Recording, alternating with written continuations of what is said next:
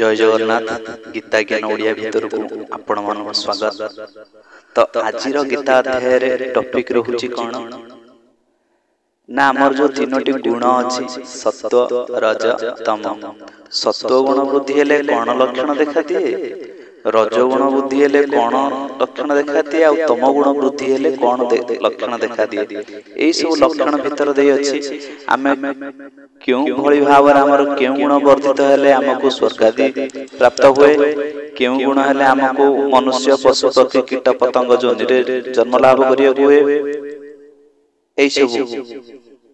विभिन्न प्रकार आमर जो गुण गुड़िक अच्छे से गुण गुड़िक जहाँ के प्रकृति मिली से गुणर केउ गुणर वृद्धि हेले कौन होता है। तेणु आसतु आज यही विषय फुल जानिबा। तो आज गीता अध्याय भितर को आपण मानू आउ थे स्वागत करुच्ची। गुरु गोविंद चरण को पाथ्य करी गुरुदेव आशीर्वाद को निजर कल्याण दिगरे नहीं जाई आउ से गुरुंकर प्रदत्त मंत्र को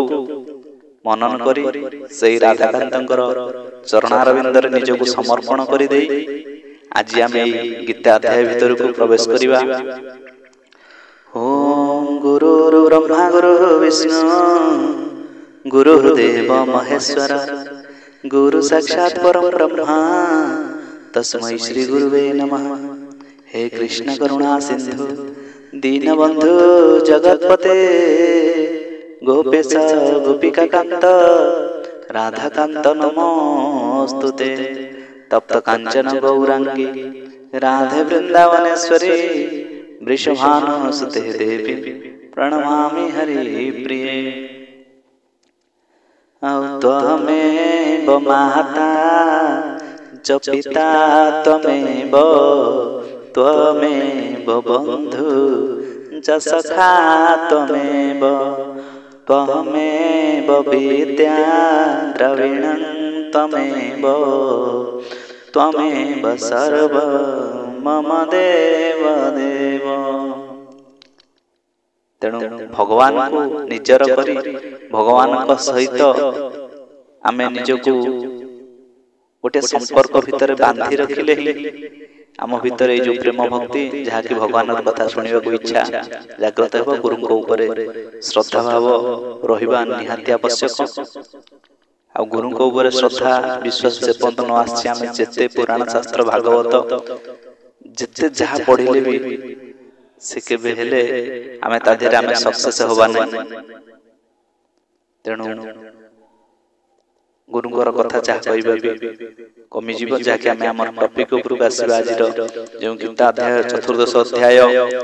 आउ गुणत्रय विभाग योग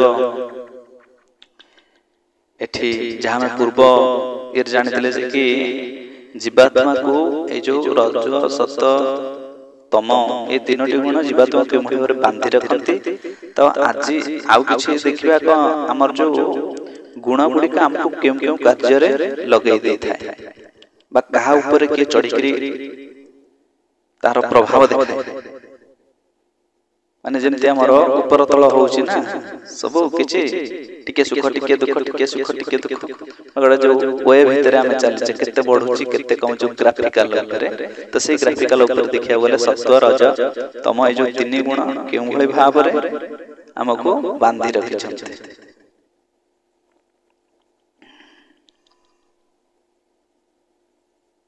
सत्वं सुखे संजयति रजः कर्मणि भारत ज्ञानमावृत्य तु तम प्रवादे संजयति। हे अर्जुन सत्वगुण सुखरे लगाए रजगुण कर्मरे लगाए तम गुण तो अज्ञान को आच्छादित करी प्रमाद रे भी लगई दे बा जुक्ति तर्क भितर को तम गुण वृद्धि हेले हमको नै जाय ना। आ कोन कहि चलते ना रजस्तम साभिभूय सत्वं भवति भारत रजः सत्वं तमश्चैव तमः सत्वं रजस्तथा। हे अर्जुन रजगुण और तम गुण को चापी दे सत्वगुण वृद्धित हुए सेही परि भाव रे सत्वगुण तम गुण को चापी दे रजगुण वर्धित हुए सेही परि सत्वगुण और रजगुण को चापी दे तम गुण वर्धित हुए। माने गोटे जो तळ वर्धित होछि आउ दुईटा को से ଚାପି ଦଉଛି ବା ତାଙ୍କ ତଳକୁ ନେଇ ଯାଉଛି, ସେ ଗୁଣଟି ବୃଦ୍ଧି ହେଉଛି, ଅନ୍ୟ ଦୁଇଟି ଗୁଣ କମି ଯାଉଛନ୍ତି। ପ୍ରମାଦ ମାନେ ଇନ୍ଦ୍ରିୟ ଚିତ୍ତ, ଇନ୍ଦ୍ରିୟ ଓ ଚିତ୍ତର ବ୍ୟର୍ଥ ପ୍ରଚେଷ୍ଟାର ନାମ ପ୍ରମାଦ। ଆମେ ପ୍ରମାଦ କରୁଛୁ ନା, ଅଯଥାରେ ଯୋଉ ଆର୍ଗୁମେଣ୍ଟ କରନ୍ତି ଯୋଉମାନେ, ସେଥିପାଇଁ କୁହାଯାଏ କି ବିଶ୍ୱାସ ମିଳଇ ହରି ତର୍କେ ବହୁ ଦୂର। ଯୋଉମାନେ ଅଯଥାରେ ଆର୍ଗୁମେଣ୍ଟ କରନ୍ତି, କିଛି ଯଦି ଠାକୁରଙ୍କ କଥା ପଡିଥାଏ ନା ଏଟା କଲେ କାହିଁକି ହବ, ସେଟା କଲେ କାହିଁକି ହବ, ହଁ ତମେ ଭାରି କଲା ବାଲା, ଏଇ ଯୋଉ ସବୁ ପ୍ରକାର ଆର୍ଗୁମେଣ୍ଟ କରନ୍ତି, ଅଯଥା ଆର୍ଗୁମେଣ୍ଟ ଯୋଉଥିରେ କିଛି ଭ୍ୟାଲ୍ୟୁ ନଥାଏ, ଭ୍ୟାଲ୍ୟୁଲେସ୍ ଆର୍ଗୁମେଣ୍ଟ ଗୁଡାକ। ତ ଆମକୁ ତମ ଗୁଣ ସେଇ ସବୁ କାର୍ଯ୍ୟ ଲଗେଇଲେ, ଯାହାକି ଆମେ ଆଗକୁ ଜାଣିବା କେଉଁ ଯେପରି ଅନ୍ନ ସେପରି ମନ, କେଉଁ ପ୍ରକାର ଖାଦ୍ୟରେ କେଉଁ କେଉଁ ପ୍ରକାର ଗୁଣର ବର୍ଦ୍ଧିତ ହୁଏ, ଯାହାକି ଆଗକୁ ଆମେ ଜାଣିବା। ତ ଆଉ କଣ କୁହାଯାଇଛନ୍ତି ନା ଶ୍ଲୋକ ନମ୍ବର 11,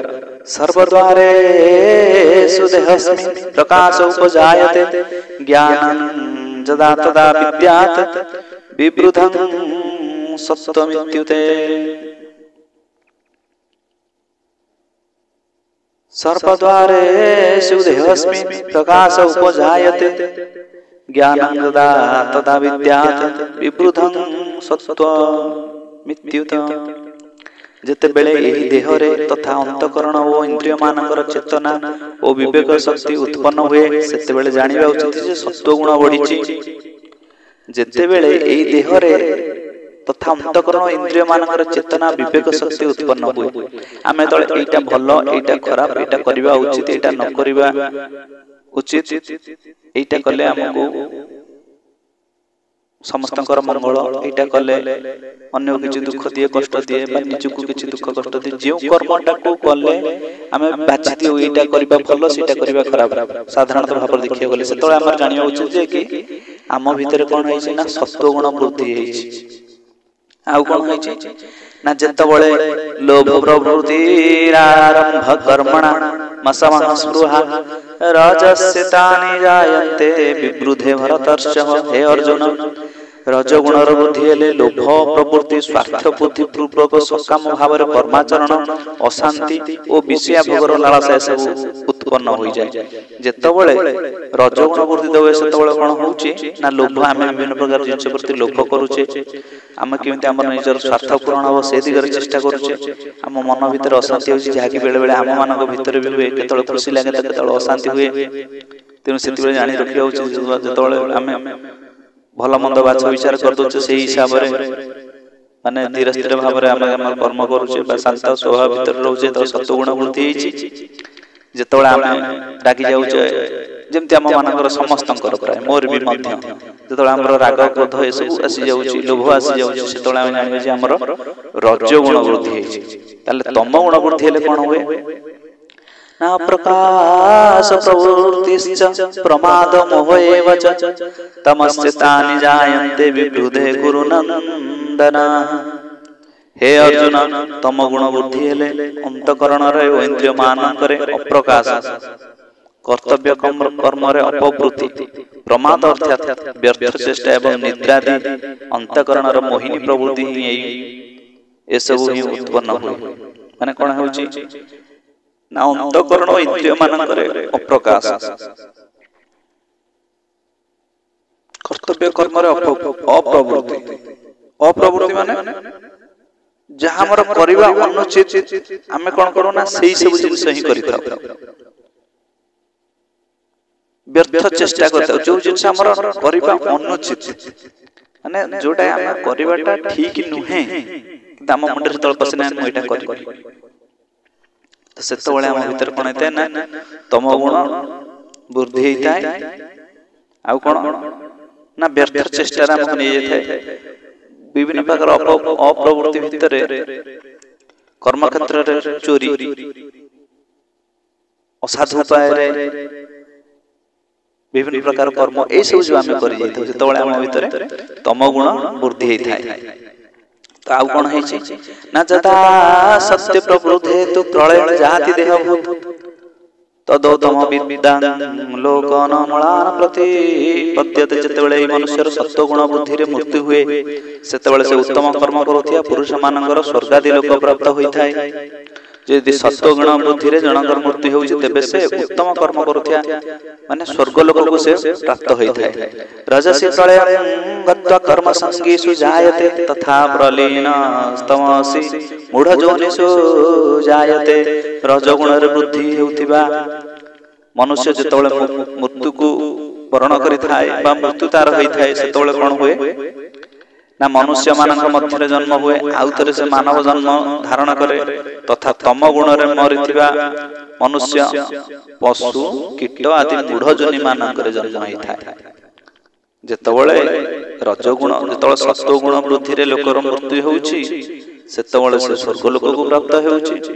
जेतबेले रजगुण रे से मृत्युवरण करूछि से पुनर्बार मानव जोनि रे जन्म ग्रहण करूछि आउ जेतबेले से तम गुण वृद्धि रे मरुछि सेतबेले से पशु पक्षी कीट पतंग आदि जोनि रे विभिन्न प्रकार अन्य मनुष्य को छाड़ देले अन्य जो सब जोनि अछि से जोनि रे ही से जन्म ग्रहण करिथाय तेणु पुणी सत्व रज तम केउ भली भाबर मिले सत्व रज तम हमकु कोन कोन कले सब मिले ताको सत्वगुण वृद्धि हेले हमर कोन कोन सब हम भीतर सब जहा सब संकेत जो सब लक्षण देखा दे से लक्षण गुडी हमें आगामी अध्याय रे जानिबा तेणु आज पई ए जो श्रीमद् भागवत गीता को हमें एठी विश्राम दबाई कथा को एठी रखिबा आगामी अध्याय रे आउ किछि जानिबा तेणु आमे समस्त चेष्टा करिबा घरे गीता भागवत टिके रखिबा पुराण शास्त्र टिके रखिबा पढ़िबा ताले आम मानकर किछि ना किछि त उन्नति हे परिबो क्यों उन्नति आम धन रे वृद्धि हेबो ना जस धन अर्थ काम ए सब रे हबो कि हबो कोथरे ना प्रभु का दिग को यात्रा करिवार एई सब विषय हमको सहाय हेते ना कोन आमे क्यों कर्म करिबा क्यों भली भाबरे खाइबा क्यों भली भाबरे पिंतिबा क्यों भली भाबरे उठिबा सब प्रकार कथा आर भीतर अछि आमे हम दैनंदिन भीतर जीवन भीतर काम क्रोध लोभ मोह अहंकार ए सब आसुची विभिन्न प्रकार चिंता आसुची से चिंता भीतर दे आमे जति समय टिके भगवान कर नाम सुनिबा बा कीर्तन करिबा ता भीतर दे आमे प्रभु कर टिके टिके पहाचा में अतिक्रम करि जा गोटे दिन रे होबने काना संसार भीतर आमे बंधन युक्त बंधन मुक्त न मुनि ऋषि माने जे बंधन मुक्त होई जाइछथि तांको कथा दूसरा आमे सांसारिक लोक तेणु आम संसार भीतर रही केउ भली भाबरे धीरे धीरे धीरे भगवान कर निकट को यात्रा करबा ए जीवन रे आमे जो हळे गति करले ए जीवन रे होबने होय ता बहुत जन्म लागि पारे तेणु आमे चेष्टा तो करबा तेणु आसंतु घरे नित्य गीता भागवत पढ़िबा पूर्ण शास्त्र रे पढ़िबा भगवान कर सेवा अर्चना के पूजा करबा ताले हम मन हेतु शांति आसीबो आ आहार भलो आहार करियो जाके हम आगामी अध्याय जानिबा तेणु आज गीता अध्याय को